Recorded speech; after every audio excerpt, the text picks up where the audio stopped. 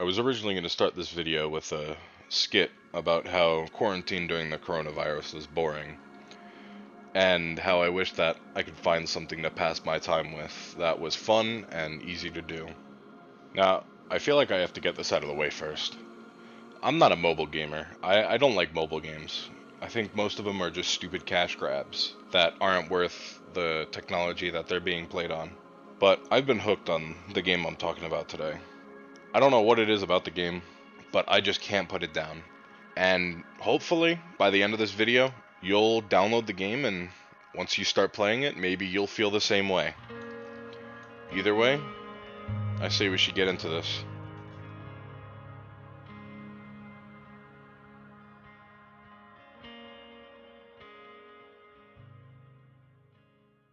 So the game we're talking about today is called Days Bygone. It's a mobile game on Android and iOS devices, and it's free to play, and it truly feels like it's free to play. Most mobile games will shove these paid bonuses in your face as soon as you launch the game, before you even have a taste of what the game is like. In Days Bygone, truly you feel like you can play this as a free to play player, and as a mobile game, I really respect that. Now, Days Bygone is very similar to that old Java game that you'd play on like addictinggames.com back when you were in like middle school. It's very similar to the game on there called Hold the Line. Now, Hold the Line was a game where you would face countless waves of enemies, and after every wave, you would be able to upgrade your weapons, your base, and stuff like that. But Days Bygone is a mix of Hold the Line with an idle RPG game that most mobile games are nowadays. But the thing that makes this game truly special is the character and the customization in the game. There are heroes, weapons, equipment, abilities, everything of which is completely customizable, and everything seems like it was put there with a purpose. Now, the actual gameplay of Days Bygone is basically, like I said before, like Hold the Line. You face countless waves of enemies, in which these enemies each have a special place, a special purpose. There are enemies that are immune to freezes, immune to slows, there are enemies that are literally just there to be tanks. There are enemies that can go invisible for a short amount of time, which if you don't time your abilities correctly, can lead to you losing that certain day. There are many types of upgrades to your player as well. How fast you can fire your weapon. There's knockback. What is your critical percent chance? How much mana you have, how much health you have, how many projectiles do you fire out of your weapon, how much spell damage do you do. There are different types of metas in this game if you go into their Discord or their Reddit, which I will link down in the description below. And it truly feels like this game is brimming with possibilities and endless opportunities that you can use. Each hero has a specific purpose. They have separate abilities, separate rarities. Each week, in the hero summon option, they have a special summon that has a rate up, in which the legendary hero of that week you can get at a 2% chance. And by the way, all of the hero tickets are completely free. You get them from gameplay, which is another thing I like about this game. There is nothing hid behind a paywall. There is nothing you have to pay for, but if you do decide to support the creator of the game, then that's cool too. Now to talk about the weapons, there are many different types of weapons. You have guns, bows, knives, swords, many different things. You can have a Dragonov, you can have an RPG, you can have a minigun, a special staff called Alden, Mjolnir. You can have many different weapons that each have, again, many different effects and a separate purpose for each weapon. Personally, I use the minigun because I like being able to critically hit many times over, and the minigun has the fastest fire rate in the game. You have different types of walls you can upgrade, which again, you get them with gems in the game. And again, you get gems for free. You can get many every day, which is another thing I like about this game. Like I said before, nothing is hid behind a paywall. For the walls, you can upgrade whether they give you more gold, more elixir, which I'll talk about later, or if they just make you do extra damage. Now, you may think, if it's an idle RPG, that means it might have some rewind function or some reset function, right? Well, you would be correct. In Days Bygone, you have this thing called a rewind, in which you reset to day 1. But there are abilities that I will talk about that have, again, many different purposes. One such ability makes it so that you retain 50% of your days on rewind, which makes grinding a lot easier on yourself. Now, when you rewind, you get a material called elixir. in which you use to upgrade the special abilities that you get. Many different abilities such as getting more elixir, doing more damage to mobs, more damage to bosses, critical damage, hero damage, spell damage, gold, agility, which is how fast you fire, spell cooldowns, stat upgrade costs, so upgrading stats costs less, ability to keep your stats on rewind, mob HP, you can decrease the mob's HP by 50%. Recently, I'm a beta tester for the game, as you can be if you join and go into their Discord. They are recently adding pets. Now, currently it's in a beta stage, so it doesn't, like, the pets aren't named and such. But again, each pet will give you different stat boosts and such. On rewind, you would feel like since the scale of the game is so big, I'm currently on day 1304. You might be thinking, if you rewind, you're not going to want to go through 1300 days again, right? That's why there is another thing that the dev thought of called portals. Every 5 levels is a boss. And after you kill the boss, you will have a chance to spawn a portal, which moves you through the days quicker. Currently, I skip 20 days a portal. Starting from day 1000, you double your portals, so usually you skip 5 levels if you get the portal. But once you get to day 1000, you skip 10 if you get the portal. But there is a buff that you can buy that doubles whatever portal days you can skip. So my 10 turned into 20, so now I skip 20 a day. And then after day 1000, you can skip 5 more levels every 500 days. So say I got to day 2000, I would be skipping 40 days of portal, which personally, I think that's amazing. Now, gems.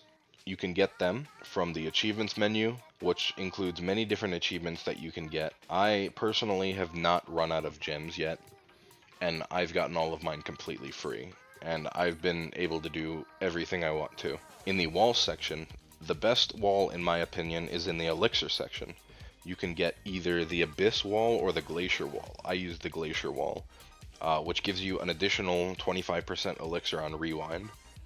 But these walls cost 1000 gems each, which again you can get from just playing the game. I saved up and got them completely free.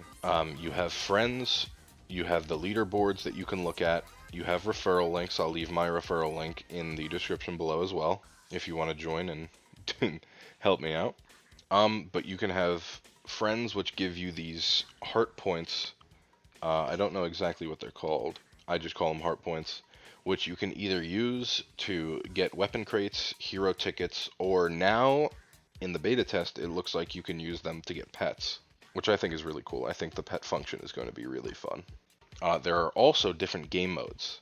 So other than the campaign mode, which is just the climbing through the days that you would normally think of a game like this, there are 3 other modes. There is dungeon, expedition, and hunt. Dungeon mode is mainly how you get the hero catalysts for the game, which are items that are used to upgrade the heroes once you get a certain amount of them from the hero summon. Expedition mode is mainly how you get runes in the game, which are these. You can put 4 of them on your weapon, and they buff you significantly. I'll go over them later. And lastly, there's hunt, which is how you get your gear in the game, like your helmet, your chest plate, your bag, and your shoes. Now, in dungeon mode, it is an infinite wave. There's no days or anything. In dungeon mode, you can pick your highest day. So say I get to level 1300, as I'm level 1304 right now. In dungeon mode, you can pick to do level 1304, and the mobs of that level and the keys you get, which are the currency you use to buy the hero catalysts, that is based on how much you will get. So if I'm playing on dungeon level 1304, I'm going to get more keys than if I'm playing on dungeon level 1000, basically. And there are leaderboards for that as well, how far you get in. Usually I leave my dungeon going overnight so I can amass keys to buy hero catalysts in the morning. Next is expedition mode. The currency for expedition mode are bones. And bones you use to get runes. You trade in 50 bones to get a greater rune. Usually never go for the lower tiers. You can get a special legendary weapon called Khalidbolg for 200 bones. And it's really a good starting weapon. There's not much else to say.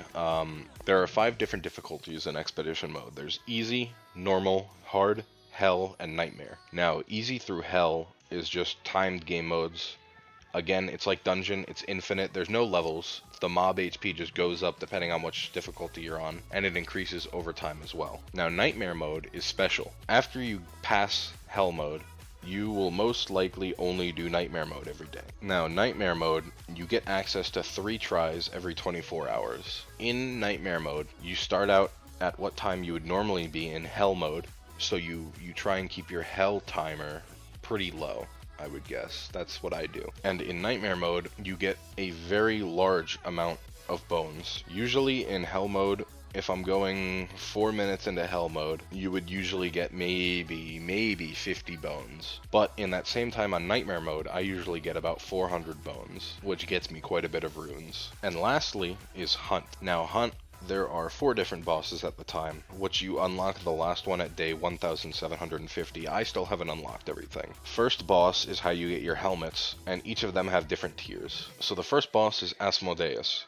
But in tier 1, you get your helmets, and it goes all the way up to tier 10, which you unlock at day 10,000. Now, the legendary helmet I use is called Void Mask, and it's the first legendary you can unlock in T1 Asmodeus. And it has different versions as well. Like, one version will give you just damage, one will give you critical damage multiplier, and one will give you critical damage percentage. Personally, the big players in the Discord say you should be going for multipliers rather than percentages, so I use the critical damage multiplier Void Mask, and you upgrade it with Dust, which you get from either selling runes or selling gear. Currently, my tier 1 level 6 Void Mask gives me 1.25 times crit damage. It has an extra stat of 1.02 times crit damage and 1.04 times regular damage. And these stats of course increase as you get different tiers of the item. And that goes as well for the chest piece, the boots, and the accessory that you have. Now, the other bosses of Hunt, which I can see, but I don't know much about them. The second boss is Leviathan, the third boss is Belphegor, and the last one is called Mammon. Again, so I don't know really anything about them.